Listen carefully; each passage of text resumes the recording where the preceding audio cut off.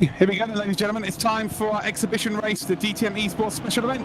Race number 1 here in the 2024 cars at Hockenheim. We're about to go green here as Veda's on the right side looking in a better spot than what Tim Yasha's and we're off from running. I'll tell you what, Hockenheim is really alongside the Veda. It's just like a biggest tag.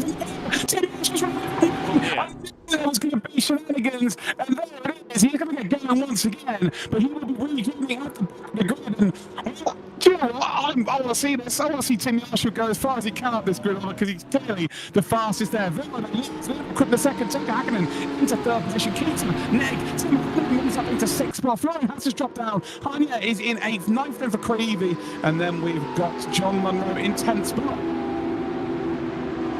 Yeah, absolutely, and well, all sorts of moves being made down in towards the hairpin as well. Look at there's Hakkinen down the inside. There's Tim Heinemann out of nowhere trying to shoot down the middle. Has to take the wide line coming off the corner, and all of his hard work is undone. Leonard Kripper P3 at the moment. Tucker Hakkinen in P2. So big issues for Asa and a couple of the other pro drivers there. Tim Heinemann again having to look towards the inside of Mihai Nek. This time around, contact between the two of them. Florian Hassa trying to capitalize. Coming down the inside now as well, trying to make it wheel to wheel, all sorts of contact coming through there. Now in towards the, well, as we come through the middle sector, Heinemann still on the inside here for this fast right-hander as we enter the arena section. Oh my god, Tim Heinemann down the inside at the Saxco, still trying to fight this one off, trying to use that camper to his advantage as he comes into the S's at the end of this section. Tim defended, no, he just decides against it there.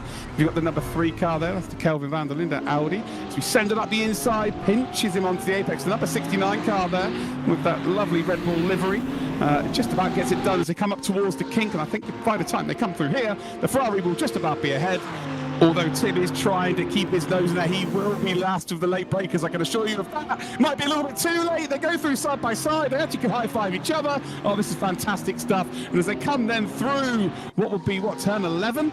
It's going to work out in the favour of Tim Heinemann. He's going to hold on to that position. And Florian Hasse is going to be thinking, this should be easy. Tim Heinemann doesn't sim race anymore, but it's not. Florian Hasse struggling. The widest an Audi has ever been. Although we see a move into the stadium section, and Hasser's going to pin the apex. I'll tell you what, that caught not only Heinemann out, that caught me out. That was brilliant. So Hasser there has got it in him to dive down the inside and hit the braking point and hit the apex. Congratulations, Florian Hasser. And go back to yesterday, I'm going to be using the 1995 DTM cars as well, which are fantastic. As we see a very late lunge there from Tim Yastel. That ain't going to work. Nope, that is not going to work indeed. There was somebody home. There was a little bit of contact between the two of them as Heinemann has got back ahead of Florian Hasser. That's going to bring Neg and indeed Yastel back in to play here as well. And well, you'd think this is an exhibition. It's it's brilliantly defended. No, it isn't. Tim Yastel's killed him. Oh, Yastel's absolutely nailed Neg there. Neg went defensive. Yastel wasn't given an inch, and wow. Okay, now it really is exhibition time. They're just flying around, and I'm not sure they're worried about car parts being all over the place. Every day of the week and twice on Sundays here, isn't it? Yeah, there we go. Tim defends it. Tim attacks it. All the Tims are having tensional times. And it will be Tim Heinemann that comes off worse, and Tim Yasha will go through to a top 5. I mean, yes, it's no, as we see a move being made behind. This is Kripner and Hakkinen all of a sudden on the final lap of the race. Don't keep an eye on it, Con. I don't want to tell you what to do. You're the director. Is the moment that's going to happen to them? Tell you what, it's going to be reciprocated here for sure. Kripner is going to hold on. Oh, yeah, Hakkinen did think about it. He's going to keep on the outside line. He's going to keep that overlap. Not quite going to keep that left front next to the right rear of the Falcon Sim Racing Porsche. Not able to hold on to that P2, and I think by the time we get through this final section of circuit, Leonard Kripner is going to come home and take a P2. What about behind here? Florian Hasse did not lose out to Tim Yastel as well. Let's go on board then with Momo Vera. Deserves all of the flowers today. I think they're tulips and roses as he comes around the final couple of corners. Momo Vera, rookie in the DTM Esports season, started second on the grid, got up to first into turn number 1, and has not looked back indeed. His family will be super proud. He should be super proud. That is a race victory for Alien Motorsport. Leonard Kripner does take P2 there, but Tucker Hakkinen in 3rd spot. We're going to wait for those green lights. And our final race of the DTM Esports 2025 season. in this exhibition race, special event is about to go underway. There are the green lights. You can see the cars completely fan out, left and indeed right. And there we go. We are off and we're running, and it's a fantastic start from the Alpha. Looks like the acceleration of that car seems to be the key factor. As we come through turn number 1, it is indeed Leonard Krippner who will take the lead, but runs into the gravel trap and will run off entirely and lose maybe by the time they get down in towards that chicane 10 positions. The Mercedes, I think the second phase is very quick indeed. I think the Alpha is just going to get completely swamped. Bit of bump drafting there happening as well. And I'll tell you what, I think Luca Kita has decided to help Momo Vera out and has tried to push him to try and keep up with the front two. Yep, indeed, and there we go, Florian Haas race lead. Then we got Yarshil and Vera fighting side by side briefly, coming through the chicane there. A little bit of a stack up in behind with some of the 2x2 action going on back there as well, as we continue to wind ourselves through this very, very long right-hander into the next braking zone. Yarshil coming under pressure once again from Manuel. Vera gets a little bit upset in terms of the handling down into there. Luca Kita improving position in the bright yellow Pro-Mark car up into P3. He's looking for P2 now as well.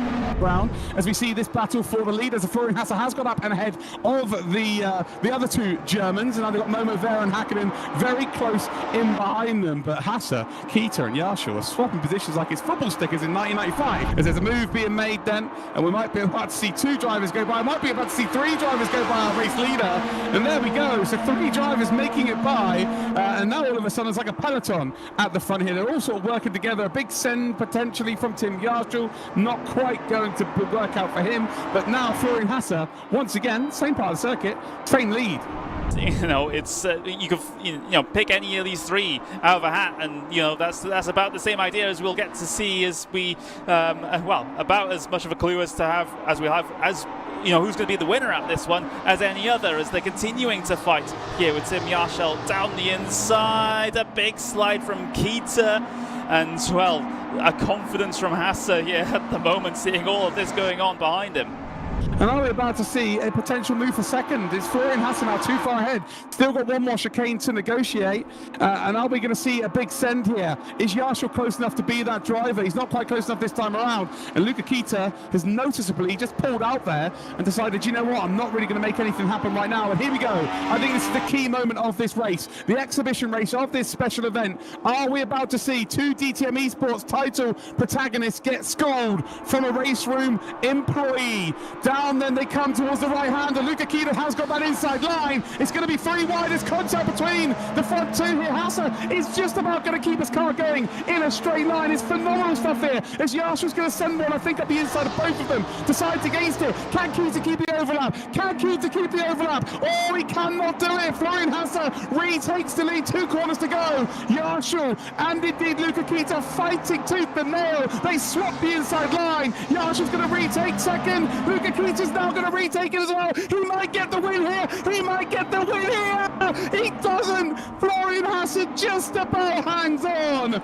Oh my God, what a finale we've had here in the DTM Esports 2025. Connery, I cannot breathe. That was ace.